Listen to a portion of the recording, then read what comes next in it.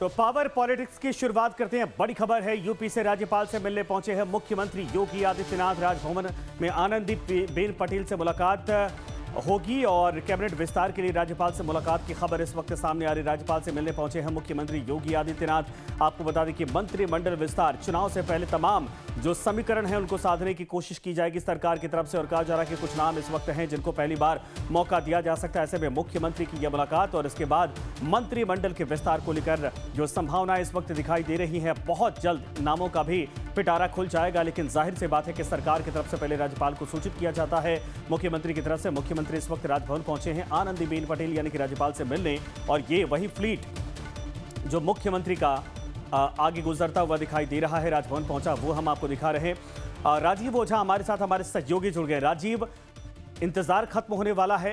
सरकार की तरफ से जो मंत्रिमंडल विस्तार को लेकर नाम है, हो सकता है कि उस पर चर्चा और उसको लेकर जानकारी साझा की जाए राज्यपाल से।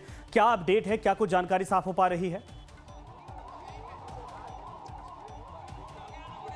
जी देखिए, मुख्यमंत्री योगी आदित्यनाथ राज्यपाल से मिलने के लिए उनके सरकारी आवास जन भवन पहुंचे थे।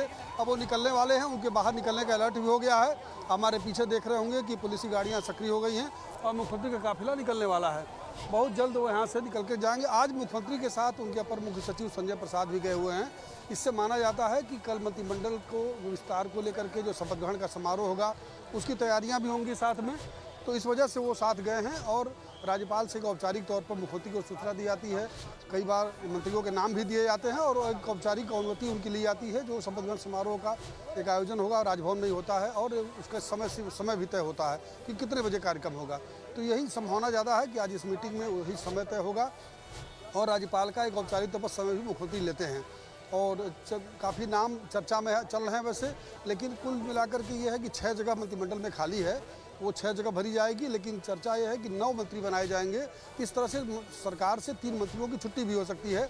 अब उनकी कोई और भूमिका भी बन सकती है, उन्हें संगठन में लाया जा सकता है या बिल्कुल बाहर बैठाया जा सकता है, ये नहीं कहा जा सकता अभी।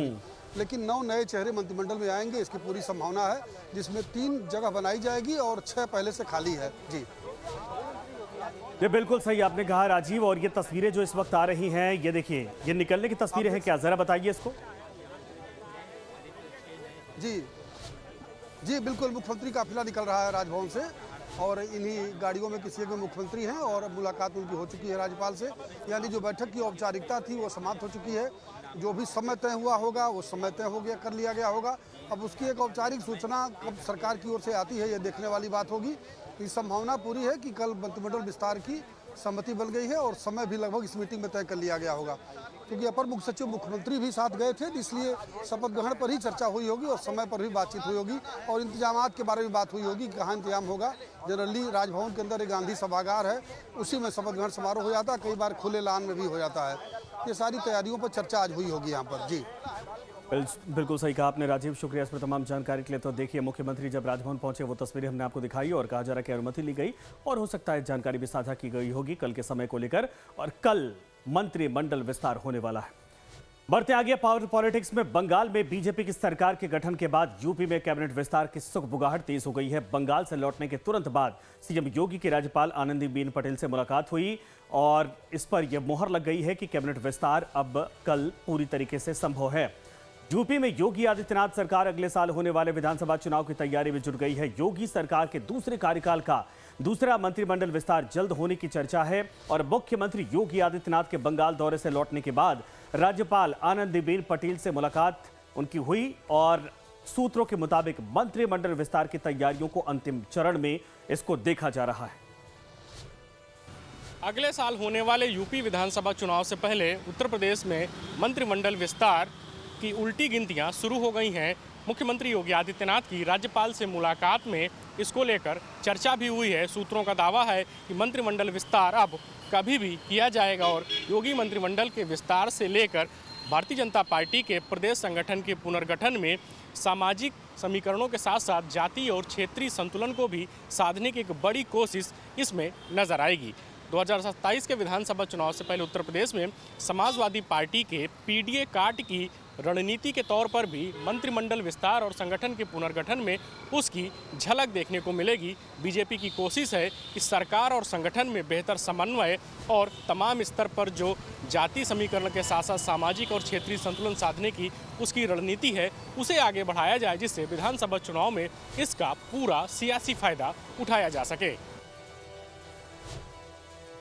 तो योगी सरकार में जितने मंत्री इस वक्त शपथ लेने वाले हैं, जितने पद खाली हैं, उनको लेकर जानकारी देते हैं। 6 मंत्रियों के पद इस वक्त खाली हैं। कैबिनेट में 60 मंत्री हो सकते हैं, जो कि यूपी बड़ा राज्य है और ऐसे में 403 विधानसभा सीटों के आधार पर 60 मंत्रियों को जगह दी जा सकती है। लेकिन योगी सरकार में अभी इस वक्त 54 मंत्री ही हैं। 2027 विधानसभा चुनाव को देखते हुए योगी सरकार में कई नए चेहरों को मौका दिया जा सकता है, तो मंत्रिमंडल में कई लोगों का पत्ता भी कट सकता है। प्रदेश संगठन ने करीब 1 दर्जन नेताओं के नाम पर चर्चा के बाद केंद्रीय नेतृत्व को सूची भेजी है और नए मंत्रियों के दौर में शामिल संभावित नेताओं के नाम जो हैं अब तक सामने आए, आपको बताते हैं, जिनमें अशोक भूपेंद्र यानी इसके अलावा चौधरी भूपेंद्र सिंह पहला नाम, अशोक कटारिया दूसरा नाम, मनोज पांडे तीसरा नाम, पूजा पाल चौथा, गोविंद नारायण शुक्ला, इसके अलावा कृष्णा पासवान, विद्यासागर सोनकर और रोमी साहनी, आशा मौर्य, हंसराज विश्वकर्मा और सुरेंद्र दिलेर के नाम इसमें शामिल हैं। योगी सरकार 2.0 में इससे पहले 5 मार्च 2024 को मंत्रिमंडल विस्तार हुआ था। तब लोकसभा चुनाव से पहले राजनीतिक और जातीय संतुलन साधने के लिए 4 नए चेहरों को मंत्रिमंडल में शामिल किया गया था। सूत्रों की माने तो इस बार मंत्रिमंडल विस्तार में सिर्फ खाली पद भरने की कवायद नहीं होगी, बल्कि कई मंत्रियों के विभागों में फेरबदल भी संभव है। भारतीय जनता पार्टी अहरनिश काम करने वाला राजनीतिक दल है, जो कैडर बेस्ड ऑर्गेनाइजेशन है। यहाँ संगठन पर्वों में हर 3 वर्ष के बाद भारतीय जनता पार्टी अपनी नई कार्यकारिणी का चुनाव करती है, नए कार्यकर्ताओं का प्रशिक्षण करती है, उनकी सदस्यता करती है। तो पार्टी के कार्यक्रमों में है। पार्टी अपने नए अध्यक्ष बनने के बाद से उत्तर प्रदेश में पार्टी की नई कार्यकारिणी भी लेकर के आएगी और जल्दी ही उसकी घोषणा भी होगी। मंत्रिमंडल विस्तार मुख्यमंत्री का विशेषाधिकार है। मुख्यमंत्री जी अपनी सुविधा के अनुसार पार्टी के साथ परामर्श करके जल्दी ही उचित समय पर मंत्रिमंडल का विस्तार करेंगे, ताकि भारतीय जनता पार्टी एक मजबूत तौर पर फिर से चुनाव में जा सके और चुनाव में तीसरी बार भारतीय जनता पार्टी के नेतृत्व में सरकार बना सके। तो यूपी में योगी मंत्रिमंडल में न सिर्फ नए चेहरों को जगह दी जाएगी, बल्कि संगठन में भी बड़े बदलाव की तैयारी चल रही है। नए प्रदेश अध्यक्ष पंकज चौधरी की ताजपोशी के बाद अब प्रदेश कार्यकारिणी गठन की प्रक्रिया तेज हो चुकी है और बीजेपी ओबीसी, दलित, सवर्ण और क्षेत्रीय समीकरणों को साधते हुए ऐसा संगठन खड़ा करने की तैयारी में है, जिसके दम पर तीसरी बार योगी सरकार की सत्ता में वापसी सुनिश्चित हो सके।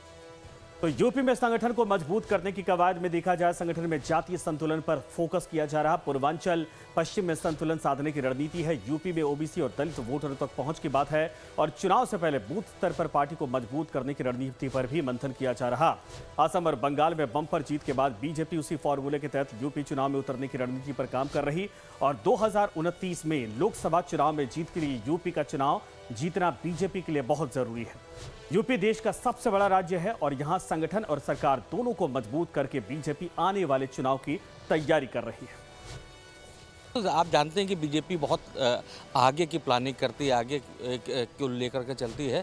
तो जाहिर सी बात है कि पूरा जो है समीकरण इसी आधार पर तैयार हो रहा है और इसी वजह से यहाँ पे जो प्रस्तावित विधानमंडल का जो विस्तार था उस पर क्या करना चाहिए, क्या नहीं करना चाहिए, इसलिए रोक के रखा हुआ था। हमारी भी कुछ नेताओं से बात हुई थी तो उनका ये कहना था कि जो परिणाम आ जाएंगे उसके हिसाब से निर्णय लिया जाएगा। तो जाहिर सी बात है कि अब वो सिचुएशन रहेगी कि उसको देख करके कि उत्तर प्रदेश में किस तरह से सबको सेटिस्फाई किया जाए। और एक चीज़ बहुत इम्पॉर्टेंट जो हो गई है वो है कि ममता बनर्जी भले ही वहाँ पे उनकी छवि दूसरे तरह की थी, लेकिन एक ब्राह्मण नेता थी, तो वो भी बीजेपी के दिमाग में है कि उत्तर प्रदेश में जो विस्तार होगा उस पर भी तवज्जो दी जाएगी। साथ ही जो जातियों का समीकरण, जो जातियाँ लग रहा है कि उनको उनका हिस्सा नहीं मिला है सरकार में, उस हिस्से को प्रमोट करने की कोशिश होगी।